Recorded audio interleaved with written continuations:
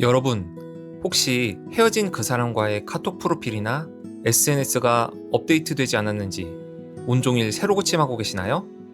혹시 나를 차단한 건 아닐까 다른 사람 폰으로 검색해보거나 인스타 부계정까지 만들어서 상대방의 스토리 조회수를 몰래 올리고 있진 않으신가요?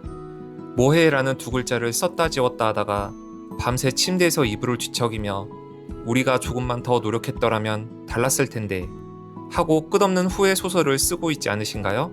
이별 후 밀려오는 이 미칠 것 같은 재회 욕구, 정말 그 사람을 뼈저리게 사랑하기 때문일까요? 놀랍게도 심리학과 뇌과학은 전혀 다른 이야기를 합니다.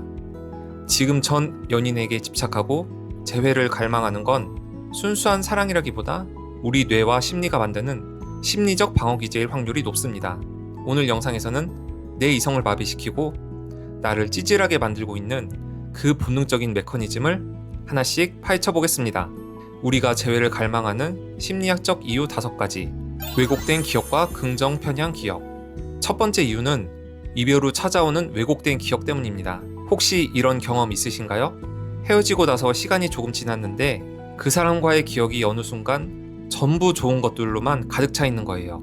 싸웠던 기억, 상처받았던 기억, 내 말을 무시당했던 기억은 어디론가 싹 사라지고 함께 여행 갔던 날, 데이트 중 눈이 마주쳐서 웃었던 순간들만 선명하게 남아있는 겁니다. 이건 여러분의 의지가 부족해서가 아니에요. 뇌가 자동으로 그렇게 편집하는 겁니다. 긍정 편향 기억이라고 부릅니다. 고통스러운 감정 상태에 놓이면 인간의 뇌는 현재의 고통을 줄이기 위해 과거를 의도적으로 아름답게 재구성합니다. 일종의 자기보호 기제인 셈인데요. 문제는 이게 우리를 현실에서 멀어지게 만든다는 점입니다. 즉, 그 사람이 나를 실제보다 덜 힘들게 했던 사람으로 기억이 된다는 뜻입니다. 게다가 여기에 선택적 회피라는 심리적 방어 기제까지 작동합니다. 이별했다가 재회에 실패한 수많은 사례들을 철저히 무시하고 극소수의 성공 사례에만 집중하며 거봐, 나도 할 수 있어 라고 믿어버린 겁니다. 이건 역시 뇌가 희망을 유지하려는 자동적인 반응입니다. 투자한 노력이 아까운 매몰 비용 및 보상 심리. 두 번째, 이 관계에 쏟아부은 노력이 아깝다는 생각 때문입니다. 우리가 이 관계에 투자한 건 단순히 돈만이 아닙니다. 몇 달, 몇 년이라는 소중한 시간, 밤새 싸우고 화했던 에너지, 서로를 위해 참았던 감정들, 때로는 꿈이나 기회까지 포기했던 희생들. 이 모든 것이 이별하는 순간 통째로 없었던 일이 되는 듯한 느낌이 드는 겁니다. 경제학과 심리학에서는 이 현상을 매몰 비용의 오류라고 부릅니다. 이미 돌이킬 수 없이 지불한 내용 때문에 합리적이지 않은 선택을 계속하게 되는 심리적 함정이죠. 대표적인 예가 영화관입니다. 보다 보니 정말 재미없는 영화인데 돈 냈으니까 라는 이유로 끝까지 자리를 지키는 것. 연애도 똑같습니다. 내가 이 관계에 어떻게 쏟아부었는데 여기서 끝내면 전부 손해잖아 라는 생각이 이별을 거부하게 만드는 겁니다. 이때 뇌는 엉뚱한 보상 심리를 발동시킵니다. 새로운 사람을 처음부터 알아가는 에너지를 쓰느니 이미 투자가 많이 된 이 관계를 회복하는 게 더 효율적이다 라는 착각을 하게 됩니다. 연애를 마음이 아니라 손익계산서로 접근하게 되는 순간이죠. 고통을 없애려는 본능적 보상 기제. 세 번째는 이별의 고통을 당장 끄고 싶어하는 본능 때문입니다. 2011년 컬럼비아 대학교 연구팀이 흥미로운 실험을 진행했습니다. 참가자들에게 전 연인의 사진을 보여주면서 뇌를 fMRI로 촬영하였더니 뇌에서는 활성화된 부위가 실제 신체 통증을 처리하는 부위와 완전히 일치했습니다. 마음의 상처라고 부르지만 뇌는 그것을 진짜 물리적 통증과 동일하게 처리하는 겁니다. 이게 왜 중요하냐면 뇌가 통증을 감지하면 즉각적으로 그 통증을 해소할 방법을 찾으려 하기 때문입니다. 그리고 우리 뇌는 가장 빠른 해결책으로 통증을 유발한 바로 그 사람을 지목합니다. 그 사람만 돌아오면 이 고통이 사라질 것 같다는 믿음이 생기는 거죠. 여기서 조급함의 함정까지 더해집니다. 지금 당장 연락하지 않으면 영영 잃을지 몰라 라는 불안감이 이성적인 판단을 마비시킵니다. 고통이 클수록 이 조급함은 더 강해지고 결국 나중에 후회할 행동을 충동적으로 하게 만듭니다. 이별의 고통이 클수록 그 사람을 더 사랑했다고 느끼는 이유도 여기 있습니다. 하지만 사실 그건 사랑의 깊이가 아니라 통증의 강도일 수 있습니다. 해결되지 않은 핵심 감정과 자아 확인. 네 번째는 조금 더 깊은 이야기입니다. 내 안에 오래된 심리적 결핍이 재회 욕구로 나타나는 경우입니다. 우리는 연인 관계에서만 단순히 사랑과 설렘만 얻으려는 게 아닙니다. 심리학자 존 볼비의 애착 이론에 따르면 인간은 어린 시절 형성된 애착 패턴을 성리된 후에도 연애 관계에 반복합니다.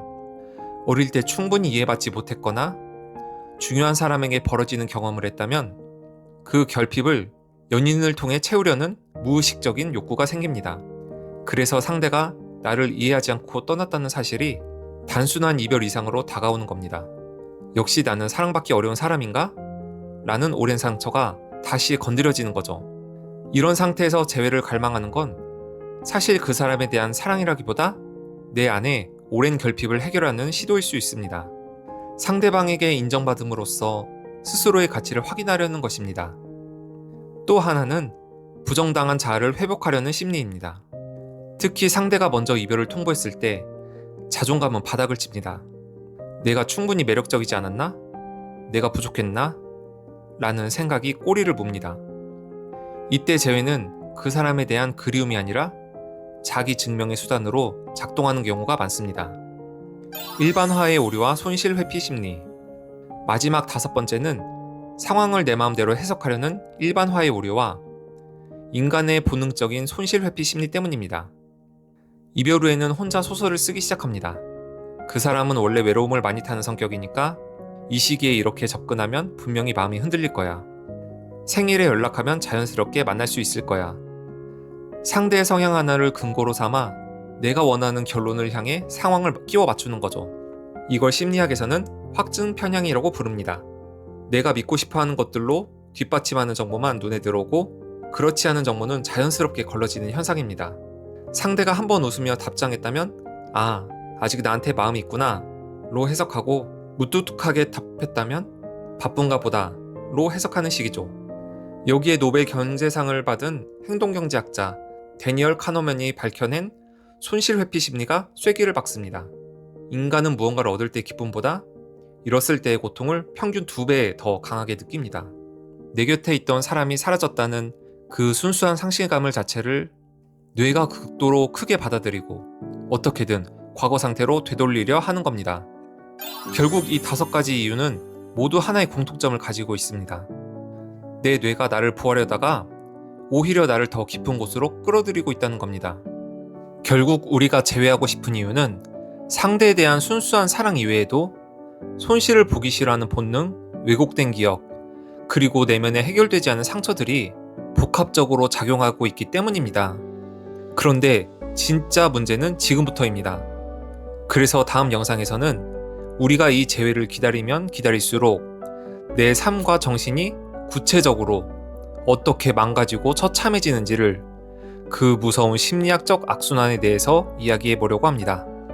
오늘 준비한 영상은 여기까지입니다. 지금 가장 아껴야 할 사람은 떠난 그 사람이 아니라 바로 당신 자기 자신입니다. 시청해 주셔서 감사합니다.